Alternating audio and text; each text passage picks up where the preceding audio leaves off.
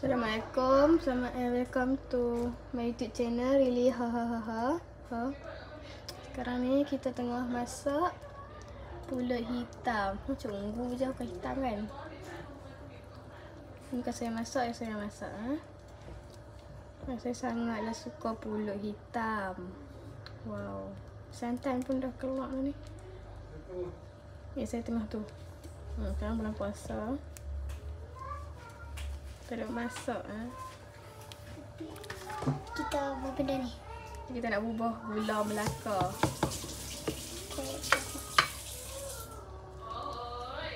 Takut.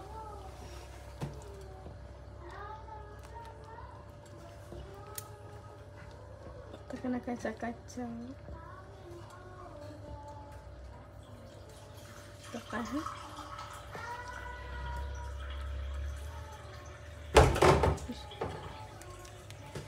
ada santan.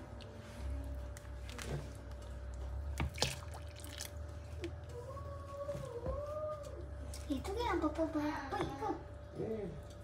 Oh, dah dengar macam yang pahit. Lembut sikit. Mana gula? Pecah gula tu dah pecah. Okey. Gula buang. Ni kita nak masak pulut hitam untuk buka puasa kat kampung. Sekejap lagi saya buat buka puasa kat kampung. Tengok saya main mercun. Nanti saya buat video. Moki pun nak ikut masak tau. Tiba. Moki masak, Moki. Panas kok. Takut dah dia. Takut. Moki. Takut ah. Kalut, kalut. Angkat bagi nampak. Tutup api pun tak tahu. Macam mana? Saya tak pernah masak. Ni first time.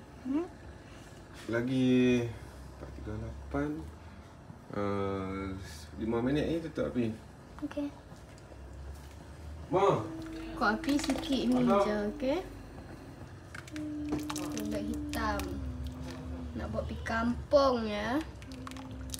Kut ni Okay, kau. sekarang kita dah siap dah masak pulut hitam. Tutup api. Kut ni. Atas. Dah. Ni kut ni. Nampak? Entah. Ni mak hijau. Aku suka melata. Subscribe dah guys, siap. subscribe. Subscribe. Like juga, view juga, suruh semua tengok Bye. Assalamualaikum. Bye.